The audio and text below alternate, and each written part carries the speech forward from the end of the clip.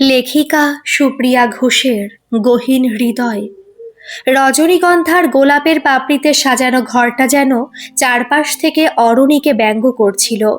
সারাটা দিন বিয়েবাড়ির ভিড়ভাট্টা আর মানুষের কৌতূহলী চোখের সামনে ওকে অভিনয় করতে হয়েছে। এখন রাত গভীর। সুমিত ঘরে ঢুকে দরজাটা হালকা শব্দে বন্ধ করে দিতেই অরণির ভেতরের জমে থাকা বারুদটা যেন জ্বলে উঠল। সুমিত যখন খাটের একপাশে এসে বসলো, তখন ওর চোখে ছিল একরাশ ক্লান্তি আর হালকা একটা সংকোচ। কিন্তু অরণি সেই সংকোচকে কোনো জায়গা দিল না। ও সোজা হয়ে বসলো, একদম ঠান্ডা গলায় বলল, একদম ওখানেই থাকো। সুমিত, তোমার সাথে আমার কিছু কথা আছে, যা এই মুহূর্তেই পরিষ্কার হয়ে যাওয়া দরকার। সুমিত একটু অবাক হয়ে তাকালো। ওর সহজ সরল মুখটায় একটা জিজ্ঞাসু চিহ্ন ফুটে উঠল। অরণি ওর উত্তরের অপেক্ষা না করেই বলতে শুরু করলো, তুমি হয়তো ভাবছো আমি খুব খুশি হয়ে এ বাড়িতে এসেছি। একদম না। বাবা তার জেদ আর টাকার জোরে আমায় এখানে পাঠিয়েছেন। আমার ভালোবাসা, আমার ভালো লাগা কোনো কিছুর তোয়াক্কাই তিনি করেননি। আমি সায়ককে ভালোবাসি, ওর কোনো বড় সরকারি চাকরি নেই, তোমার মতো নিশ্চিত ভবিষ্যৎ নেই, কিন্তু ওর প্রতি আমার যে টান সেটা আজীবন থাকবে।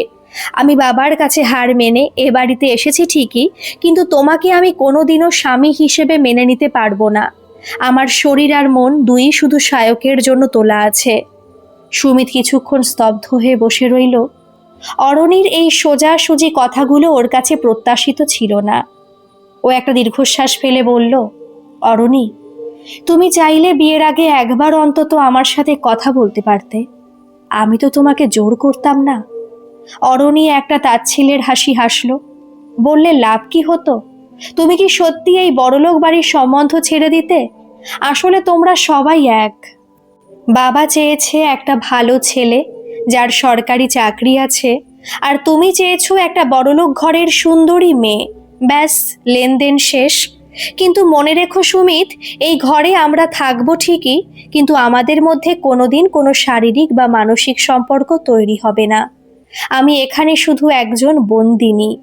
আমাকে স্পর্শ করার চেষ্টা করলে বা স্বামী হিসেবে অধিকার ফলাতে এলে ফল খুব খারাপ হবে। তোমার বাবা মাকেও জানিয়ে দিচ্ছি, তাদের প্রতি আমার কোনো শ্রদ্ধা নেই। তারা আমায় বৌমা হিসেবে এনেছেন ঠিকই, কিন্তু আমি তাদের চাকরানি বা বাধ্য মেয়ে হয়ে থাকতে আসিনি।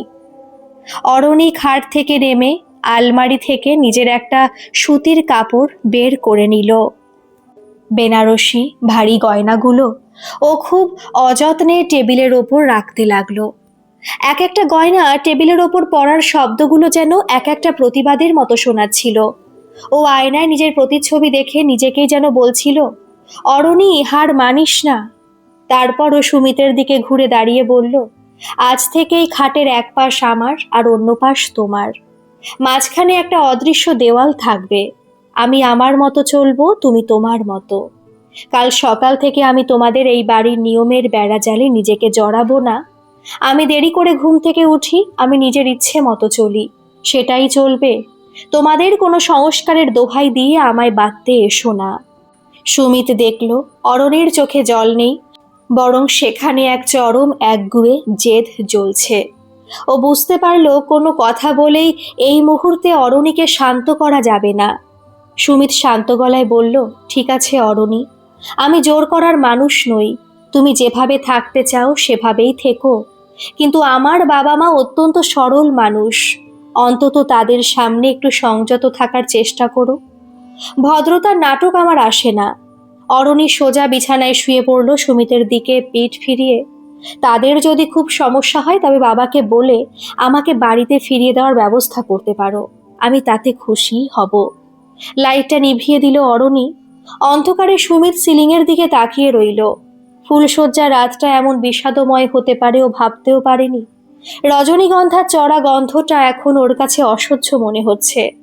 অরণির প্রতিটি কথা তীরের মতো ওর বুকে বিঁধছিল, কিন্তু ও কোনো পাল্টা কথা বলল না। ও জানতো এই সংঘাতের কেবল শুরু। যে মেয়েটি প্রথম রাতেই নিজের অবস্থান এতটা রুক্ষভাবে বুঝিয়ে দিতে পারে, তার মন পাওয়া কতখানি কঠিন হবে সেটা সুমিত অনুমান করতে পারছিল।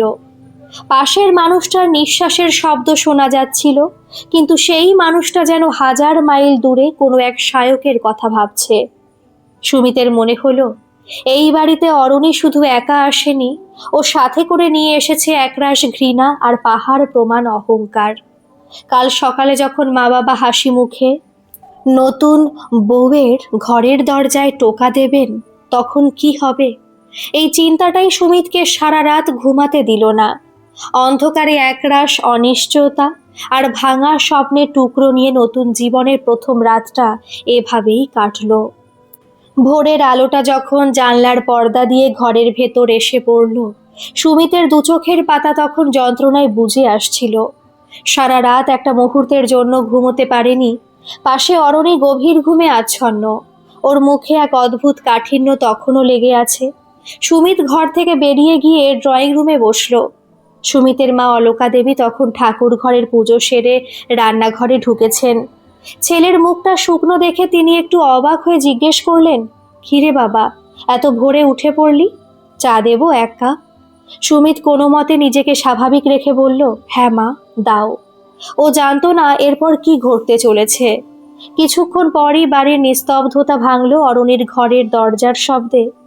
অলকা দেবী হাসি মুখে একটা নতুন সুতির শাড়ি আর রূপোর চাবির গোছা হাতে নিয়ে অরণির ঘরের দরজায় টোকা দিলেন। ওপাশ থেকে কোনো সাড়া নেই। তিনি আবার একটু জোরে শব্দ করলেন, বৌমা, একটু ওঠো মা, বেলা হলো। মিনিট পাঁচেক পর দরজাটা সজোরে খুলে গেল। অরণি বিরক্তি নিয়ে দাঁড়িয়ে আছে, চোখের কাজল কিছুটা লেপ্টে আছে, চুলে কোনো পরিপাটি নেই।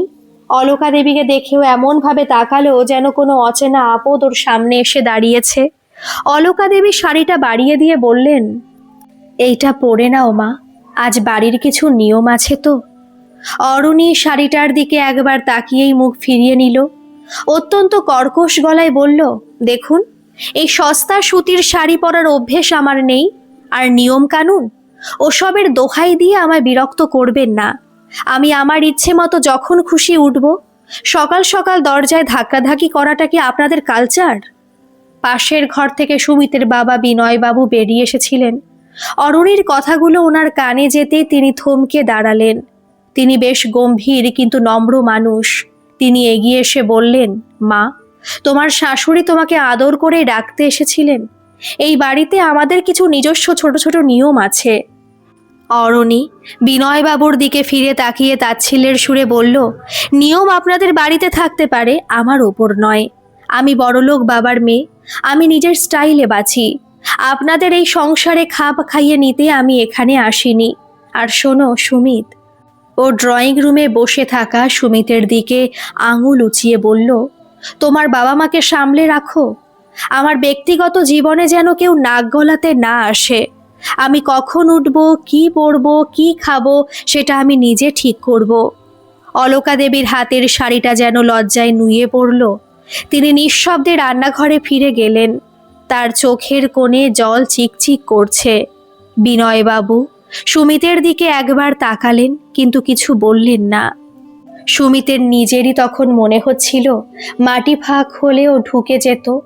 ও অরণির কাছে গিয়ে চাপা গলায় বলল, অরণি, অন্তত বয়সের সম্মানটা দিতে শেখো। ওরা তোমার কোনো ক্ষতি করেনি। অরণি হেসেই উড়িয়ে দিল কথাটা, ক্ষতি তো তোমরা সবাই মিলে আমার করেছো। আমার জীবন থেকে শায়ককে সরিয়ে দিয়ে এখন আমায় নীতি শিক্ষা দিচ্ছ। যাও, ওসব নাটক নিজের কাছে রাখো। আমাকে এখন এক কাপ ব্ল্যাক কফি পাঠাতে বলো, আর হ্যাঁ, চিনি ছাড়া। সারাটা দুপুর বাড়িতে নীরবতা। সুমিতের ছোট বোন রিমি কত আশা করে তার নতুন বৌদির জন্য ঘর গুছিয়েছিল। সে ভয়ে অরণির ঘরের কাছেও যাচ্ছিল না। দুপুরের খাবার সময় অলকা দেবী পরম মমতা দিয়ে অরণির জন্য থালা সাজিয়েছিলেন। মাছের মাথা, 5 রকম ভাজা, পায়েস সব নিজের হাতে তৈরি।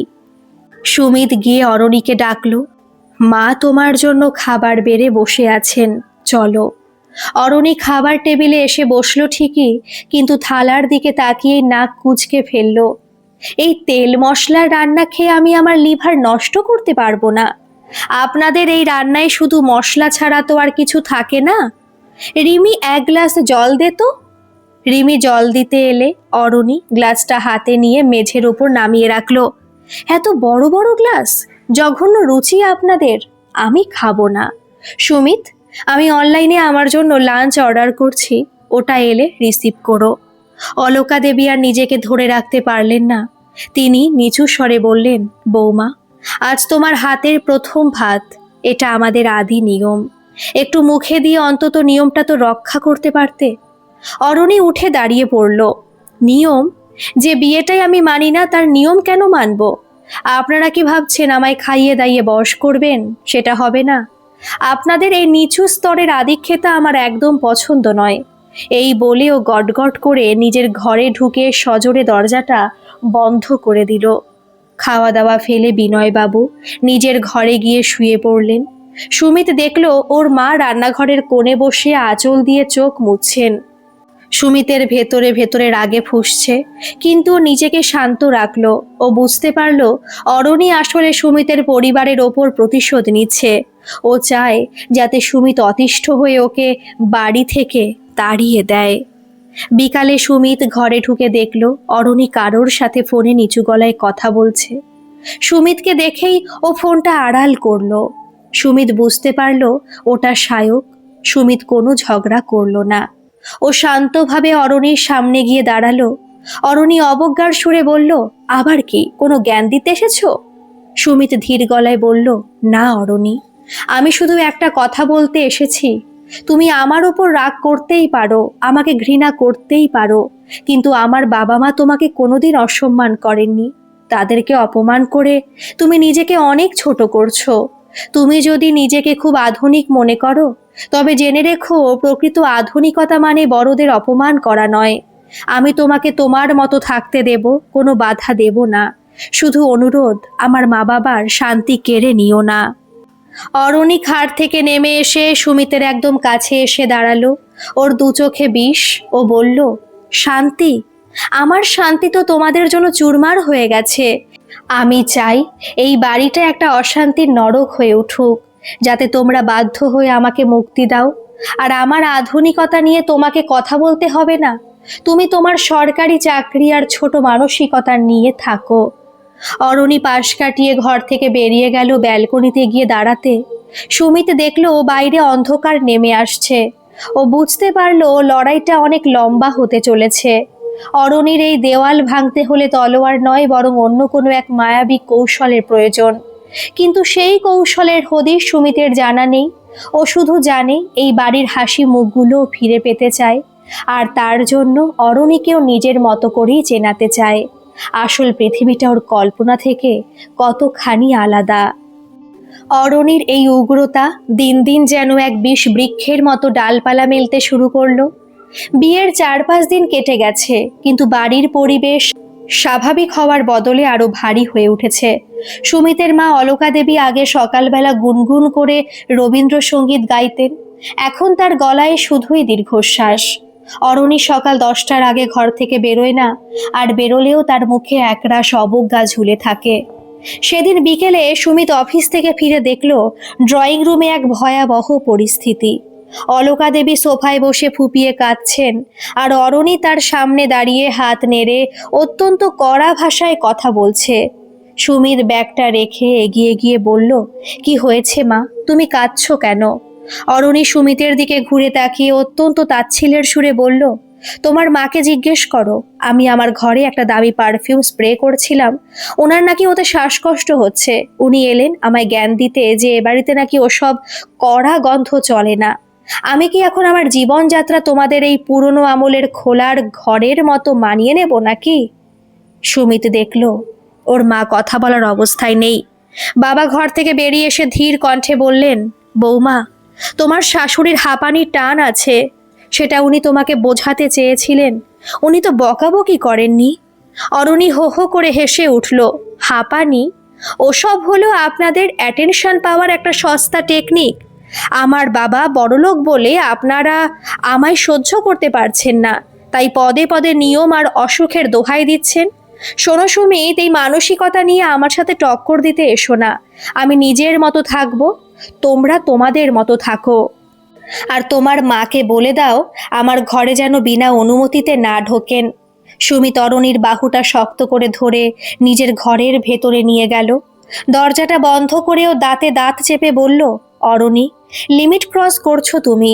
আমার মা অসুস্থ, এটা কোনো নাটক নয়। তোমার যদি আমাদের পছন্দ না হয় তুমি বাবার বাড়ি চলে যাও, কিন্তু এই বাড়িতে থেকে আমার মা বাবাকে অপমান করার অধিকার তোমাকে কেউ দেয়নি। অরণি নিজের হাতটা ঝটকা দিয়ে সরিয়ে নিয়ে বলল, বাহ, সরকারি চাকুরের তেজ তো অনেক। বাবার বাড়ি চলে যাব? কেন যাব? আমার বাবা তোমাদের কত টাকা দিয়েছেন এই বিয়ের জন্য জানো? সেই টাকার গরমে তো তোমরা আজ এই বাড়িতে এসি লাগিয়ে আছো। আমি যাব না, আমি থাকবো এবং তোমাদের চোখের ঘুম কেড়ে নেব, যতক্ষণ না তোমরা নিজেরা স্বীকার করছো যে এই বিয়েটা একটা ভুল ছিল, ততক্ষণ আমি নড়ব না। সুমিত স্তব্ধ হয়ে গেল। ও বুঝতে পারলো অরণি একটা ঘোরের মধ্যে আছে। ও আসলে সুমিতকে বা ওর পরিবারকে ঘৃণা করে না, ও ঘৃণা করে ওর বর্তমান পরিস্থিতিকে।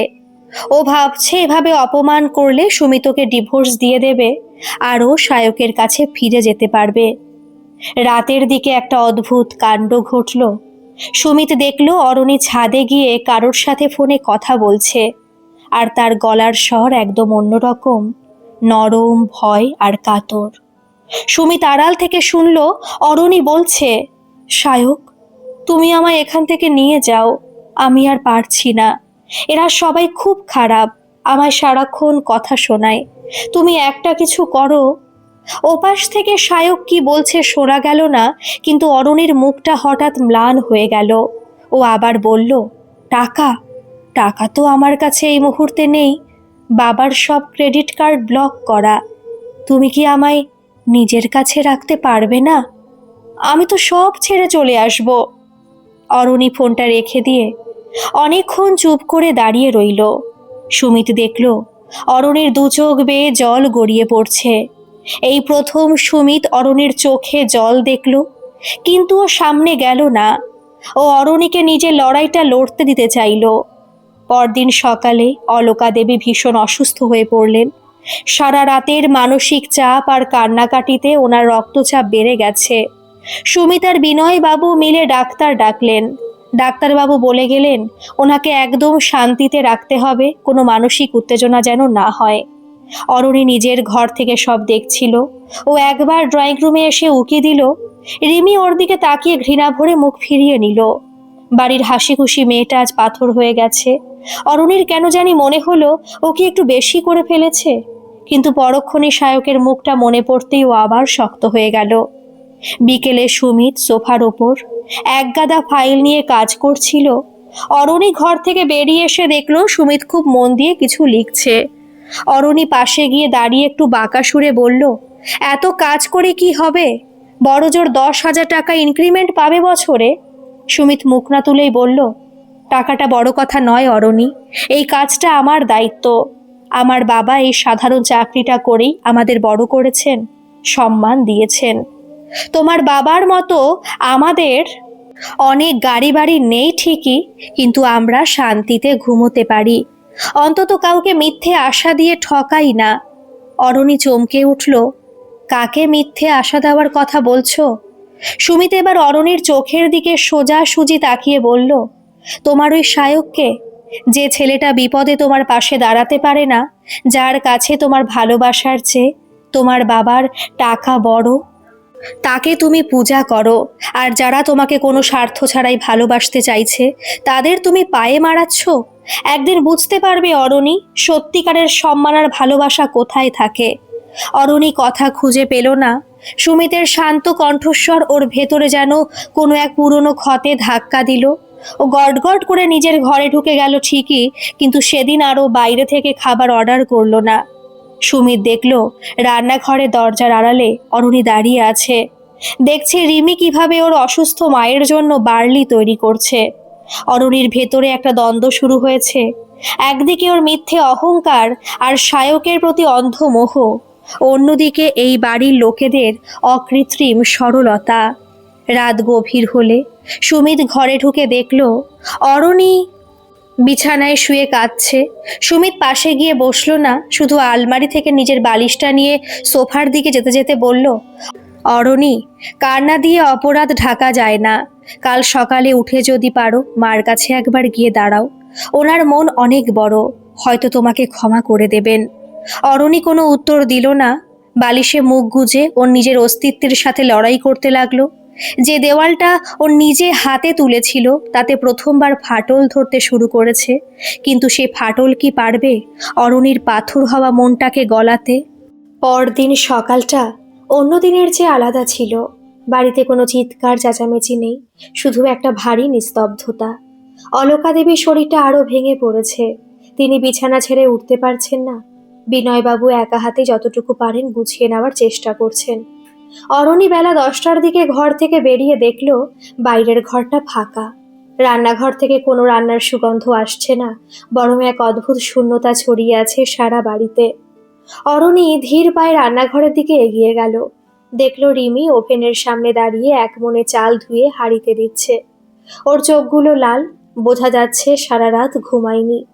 অরণিকে দরজার কাছে দেখে রিমি একবার তাকালো, তারপর খুব শান্ত গলায় বলল, বৌদি, মা অসুস্থ। আজ তোমার ব্ল্যাক কফি আমি করে দিতে পারবো না, একটু কষ্ট করে তুমি নিজেটা করে নাও। রিমির গলায় আগের মতো ভয় নেই, আছে শুধু এক চরম বিরক্তি আর ক্লান্তি। অরণি কিছু বলতে চাইলো, কিন্তু কথাগুলো ওর গলায় আটকে গেল। ও নিজের ঘরের দিকে ফিরে আসতেই দেখল সুমিত অফিস যাওয়ার জন্য তৈরি হচ্ছে। সুমিতের মুখটা ভীষণ ফ্যাকাশে।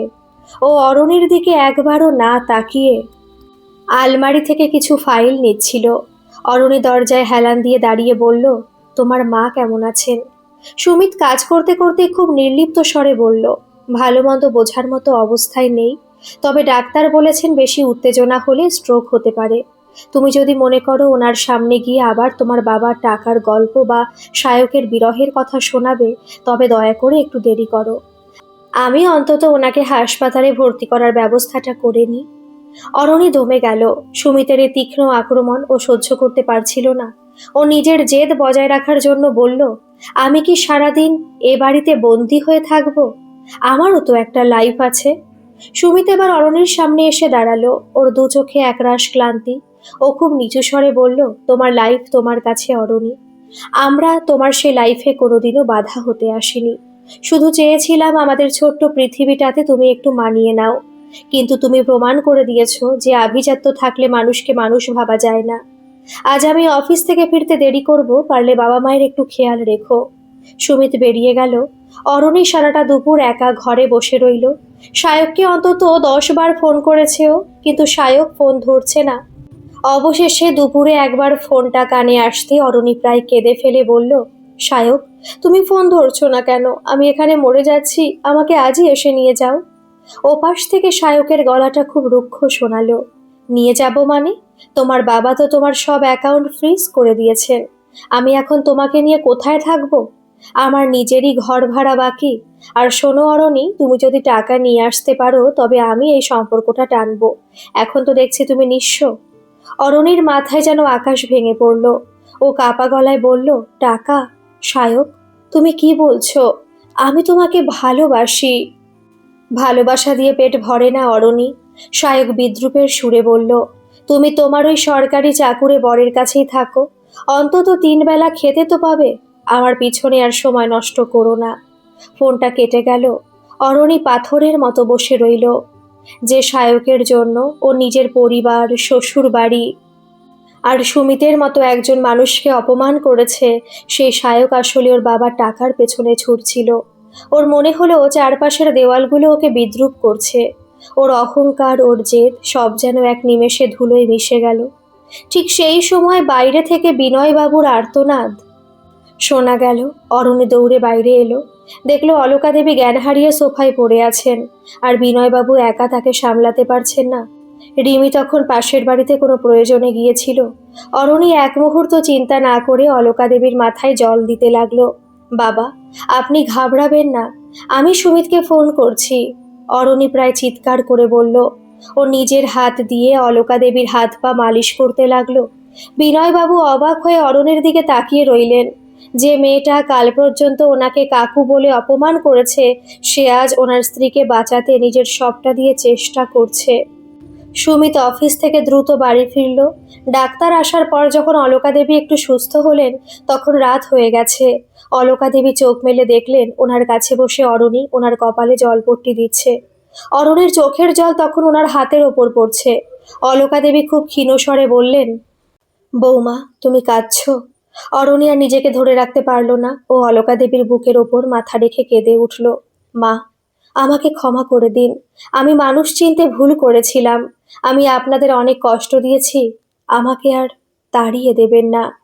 বিনয়বাবু আর সুমিত দরজার আড়ালে দাঁড়িয়ে সব দেখছিলেন। সুমিতের চোখেও তখন জল। ও দেখল অরণির সেই উদ্ধত অহংকারটা ধুয়ে মুছে গেছে। সেখানে জেগে উঠেছে এক সহজ সরল মেয়ে। অরণি উঠে দাঁড়িয়ে বিনয়বাবুর পা ছুঁয়ে প্রণাম করল।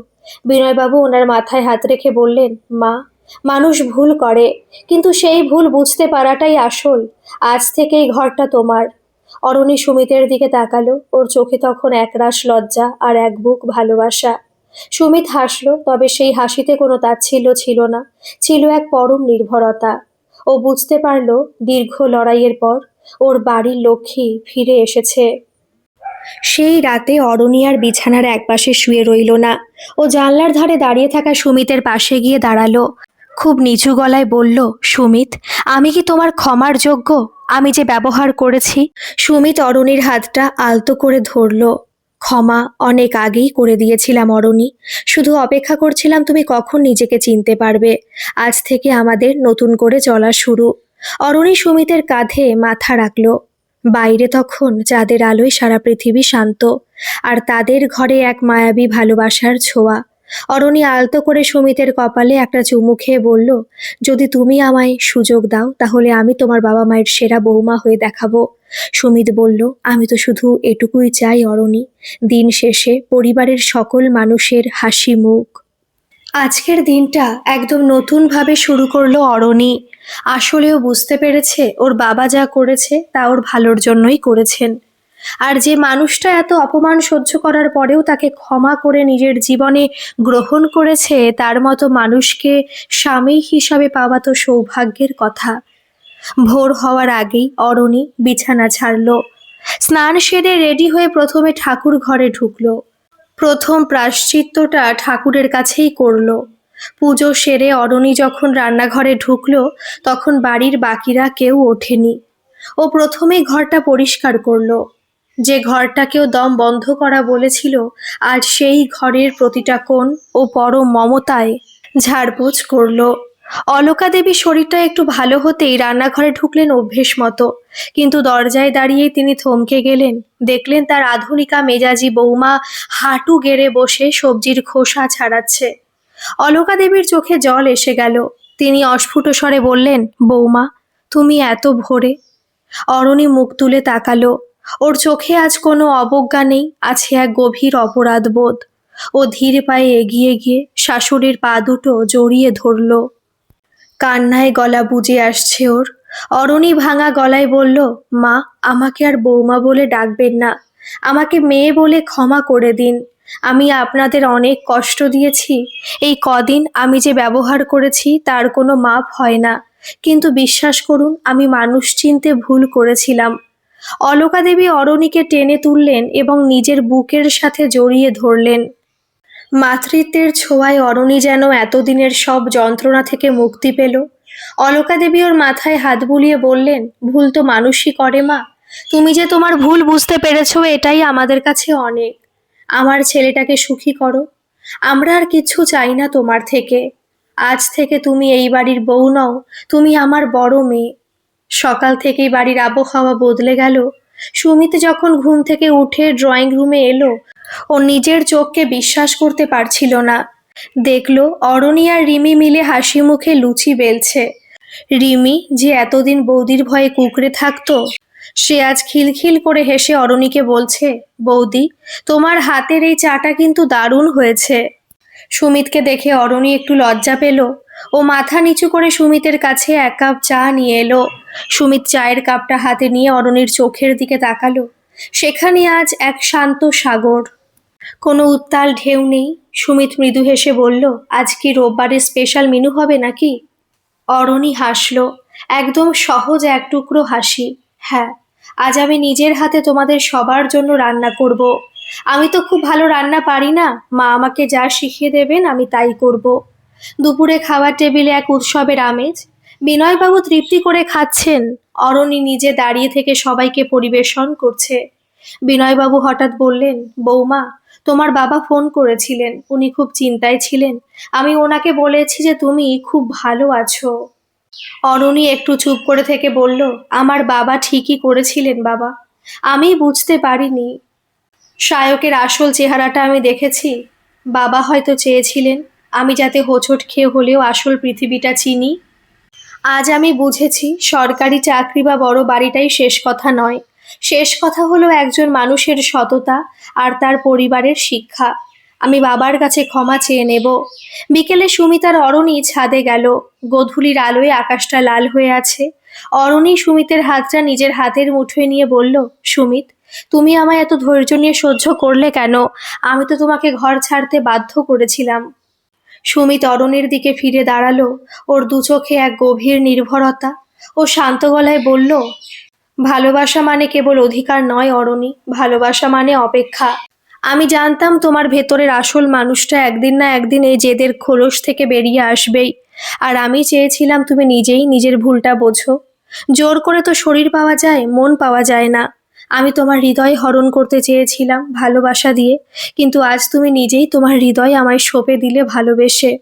অরণি সুমিতের কাঁধে মাথা রাখলো। ওর মনে হলো এতদিন যে ও মিথ্যে রোমান্টিসিজমের পেছনে ছুটছিল, তার চেয়ে এই সাধারণ জীবনের প্রাপ্তি অনেক বেশি।